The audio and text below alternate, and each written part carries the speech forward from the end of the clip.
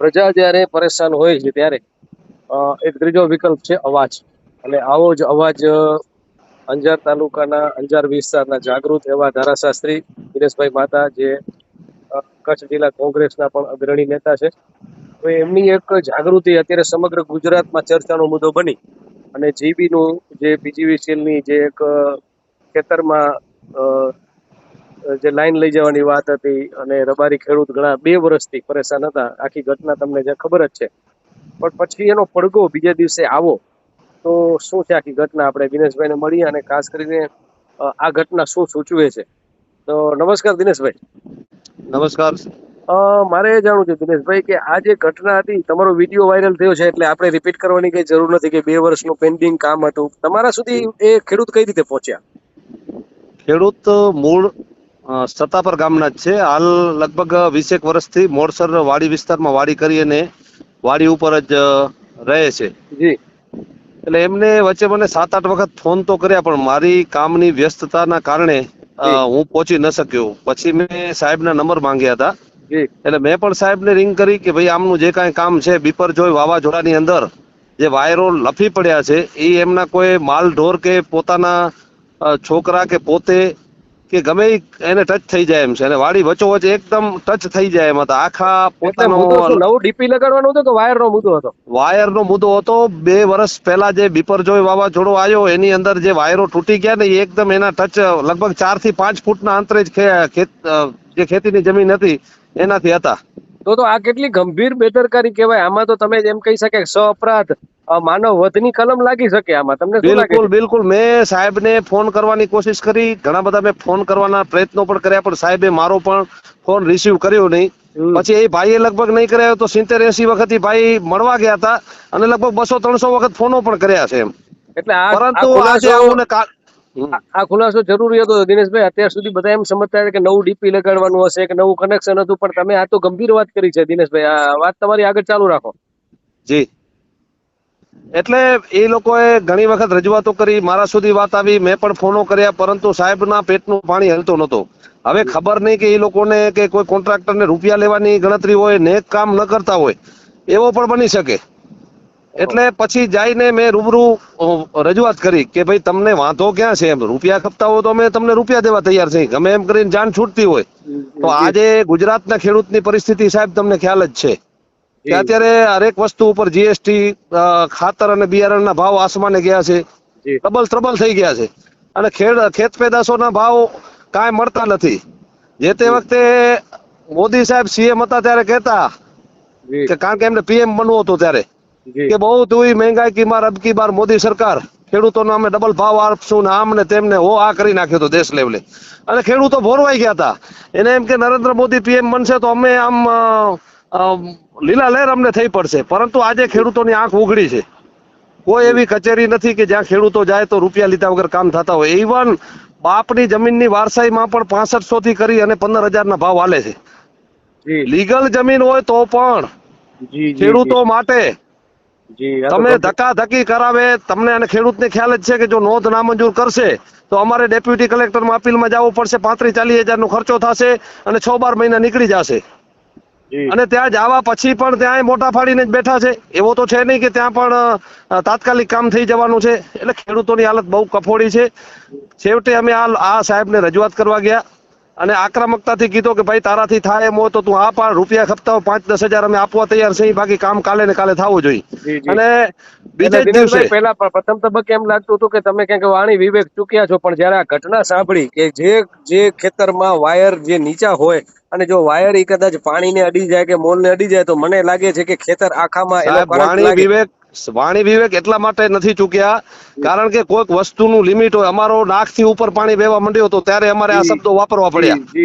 બાકી તો તમને ખ્યાલ હોય તો કર્ણાટકની હાઈકોર્ટે 2 દિવસ પહેલા એક દુષ્કર્મના આરોપીને જામીન અરજી ફગાવતા એમ કહ્યું જી કે હવે માણસો કાયદાને કાયદો ત્યારે સમજે જ્યારે એના હાથ પગ કાપી નાખો. ક્યાં બાત, આ તો ગંભીર ઘટના છે ખરેખર. જો કોર્ટને હા, આ વસ્તુ કેવી પડે તો તમારા શબ્દો જે છે ને એ હવે મને એવું લાગે છે કે ગંભીર જે બનાવ છે એ પ્રમાણે ક્ષમા કારણ યોગ્ય કે છે.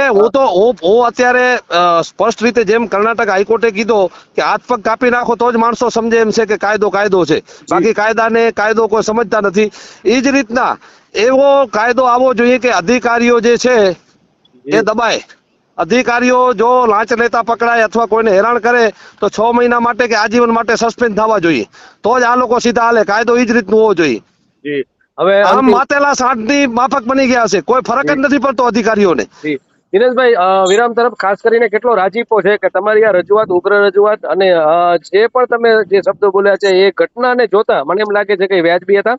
અને હવે મારે એ જાણવું છે કે જી કેટલો રાજીપો છે અને બીજા આ મેસેજ આખા ગુજરાતમાં ગયો છે. કારણ કે મને પણ આ જે સ્ટોરી વાયરલ થઈ એના પછી મહેસાણા, ભાવનગર અલગ અલગ જગ્યાએથી ફોન આવ્યા છે ખેડૂતોના.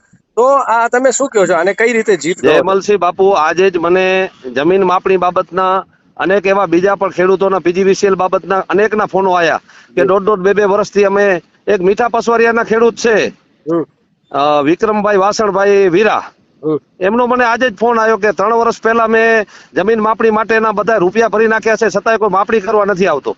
એટલે મને કે તમે મારી સાથે ચાલો અને આપણે રજૂઆત કરીએ. પણ હું અત્યારે ગોવા અને બોમ્બેના પ્રવાસે વિથ ફેમિલી આવેલો છું, એટલે મેં એમને કીધું કે 11 તારીખના હું તમારી જોડે હાલીશ અને બીજે જ દિવસે તમારું કામ થઈ જશે. જે કામ બાપુ જી 2 વર્ષમાં નથી એ 24 કલાકમાં આ લોકોએ કર્યો. આખો કોન્ટ્રાક્ટર પોતે સાહેબો ગયા, એનો સાધન સામગ્રી લઈને તાત્કાલિક કરી આવ્યા. તો આટલો બધો હોબાળો ન થયો હોત ને પ્રેમથી કામ કરી દીધો હોત તો આપણે તો આવો બધો કરવાની કઈ જરૂર નહોતી એમ. તો દિનેશભાઈ, એટલે હવે અધિકારીઓ કર્મચારીની ઈચ્છા શક્તિ નથી કામ કરવાની કે પછી જે છે એમને કોઈ છાવરે છે, યા તો પછી સ્થાનિક જે છે લોકપ્રતિનિધિઓ છે આ બાબતે ઉદાસીન છે? રિયાલિટી શું છે, સ્થાનિક વાસ્તવિક? લોકપ્રતિનિધિઓ કોઈ ઉદાસીન છે નહીં. વિપક્ષ પણ મજબૂતીથી એનું કામ કરી રહ્યો છે, પરંતુ સત્તાપક્ષની અત્યારે ભૂમિકાની વાત કરું. સત્તાપક્ષની ભૂમિકા શું? સત્તા પક્ષનું કાંઈ ચાલતો જ નથી, અધિકારી રાજ છે. જી સત્તા પક્ષનું કાંઈ 1% ચાલતો નથી. એ લોકો કાંઈ બોલી નથી શકતા કારણ કે પોતે કરોડોના કૌભાંડો કરી અને પોતાના ઘર ભર્યા છે. એટલે અને અધિકારીઓ એ બધો જાણે છે, એટલે અધિકારીઓને કાંઈ બોલી નથી શકતા. ને અધિકારીઓ જે છે અને કર્મચારીઓ જે છે સરકારી, એ માતેલા સાંઠ બની ગયા છે. એટલે એ બેફામ ભ્રષ્ટાચાર કરે છે. એને પગાર તો કાંઈ દેખાતો જ નથી. પગાર સિવાય લાખ 2 લાખ રૂપિયાનું ઉઘરાણા અને લાંચ લઈને એ લોકો પોતાના કામો કરે છે. આ સ્પષ્ટ અને જે હું કોઈ આમાં અતિશયોક્તિ જરા પણ નથી એમ. જી વિરામ તરફ બરાબર. આપણે દિનેશભાઈ, આખી જો આ ખરેખર લોકોનો જો આક્રોશ બહાર આવશે, જેમ કે હમણાં કોકરોચ પાર્ટી જે કે યુવાનો મસ્તીમાં એક ગ્રુપ બનાવે છે, એક પાર્ટી બનાવે છે અને લાખો જી કરોડો લોકો જે જોડાઈ જતા હોય યુવાનો, અને હવે પાછી 6 તારીખે શિક્ષણ મંત્રીનું જે છે એ રિઝાઇન માંગવા માટે ભેગા થવા. તો આ બધી ઘટનાને તમે આગામી કઈ રીતે જુઓ છો, એઝ એ એક નાગરિક તરીકે, એઝ એ એક ધારાશાસ્ત્રી તરીકે અને એઝ એ એક પોલિટિશિયન તરીકે?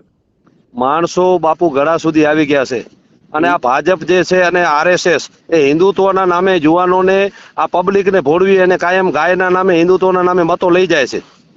પણ માણસો હવે થાકી ગયા છે, ઘર હાલતા નથી. મોંઘવારી એટલી વધી ગઈ છે, બેરોજગારી એટલી વધી ગઈ છે, કરપ્શન એટલો વધી ગયો છે કે માણસો ગળા સુધી આવી ગયા છે. એટલે આ વિસ્ફોટ તો હવે થવાની તૈયારી છે. બરાબર. જી હવે જી એવી એક પણ કચેરી નથી કચ્છની. એ ડેપ્યુટી કલેક્ટર કચેરી હોય, કલેક્ટર કચેરી હોય, જિલ્લા પંચાયત હોય, સિંચાઈ વિભાગ હોય, તાલુકા પંચાયત હોય, જિલ્લા પંચાયત હોય કે અન્ય કોઈ પણ પોલીસની કચેરી હોય જેમાં રૂપિયા લીધા વગર કામો થતા હોય, એવો એક પણ અરજદાર મારી સામે આવીને કહે કે મેં આમ ગયો ને મારું આમ કામ થઈ ગયો તો હું એમનો ગુલામ બની જઈશ. જી ના, પણ એમાં ઘણા કર્મચારીઓ, અંતિમ પ્રશ્ન કે કર્મચારીઓ, અધિકારીઓ એ ઈમાનદાર પણ હશે, પણ જે છે એ કદાચ શું મર્યાદા નડતી હશે એમની, કે એમને તો કામ કરવું જ છે ઈમાનદારીથી, પણ ક્યાંક ને ક્યાંક જે છે પણ જે ઈમાનદારો છે એને આ લોકો કામ કરવા જ નથી દેતા. એવા પણ મારી કને દાખલા છે તલાટીઓના ઘણા બધા જી કે એમને કામ કરવું હોય છે પણ ઉપરવાળા એમ કે ભાઈ લાલ બુકના તમારે 500 રૂપિયા ફરજિયાત લેવાના, એમાંથી 250 મને આપવાના, 250 તમારે રાખવાના. હવે જો એ નીચેનો અધિકારી ઈમાનદારી હોય અધિકારી, પણ ઉપરનો જે સર્કલ ઓફિસર ઈમાનદાર ન હોય અને એ રૂપિયા લેતો હોય પ્લોટના, લાલ બુકના કે કોઈ પણ બાબતના, તો પછી નીચેવાળાને કરપ્ટેડ બનવું જ પડે છે સાહેબ. જી જી જી ધન્યવાદ દિનેશભાઈ, તમારો આ જે પીડા છે અને આગામી સમયમાં આ તમારી લડત ન માત્ર એ સત્તા પર અંજાર પણ સમગ્ર કચ્છ અને ગુજરાતમાં આ એક લડત બનશે અને આગામી મને લાગે છે કે એના પડઘા ચોક્કસ પડશે. પણ આશા રાખીએ કે જે છે તંત્ર ક્યાંક ને ક્યાંક ચૂકી રહ્યું છે એ પાછું રસ્તા ઉપર આવે. અત્યારે જે ચીલો ચાતરી ગયો છે આપણી ભાષામાં કહીએ, હા હા, પણ એ રોડ ઉપર આવી જાય. પણ તમારી લડતને ફરી એકવાર અભિનંદન. મા આશાપુરા ન્યૂઝ થેન્ક યુ, તમારી આભાર આભાર, લડતને બિરદાવે. ધન્યવાદ. ધન્યવાદ હો સાહેબ.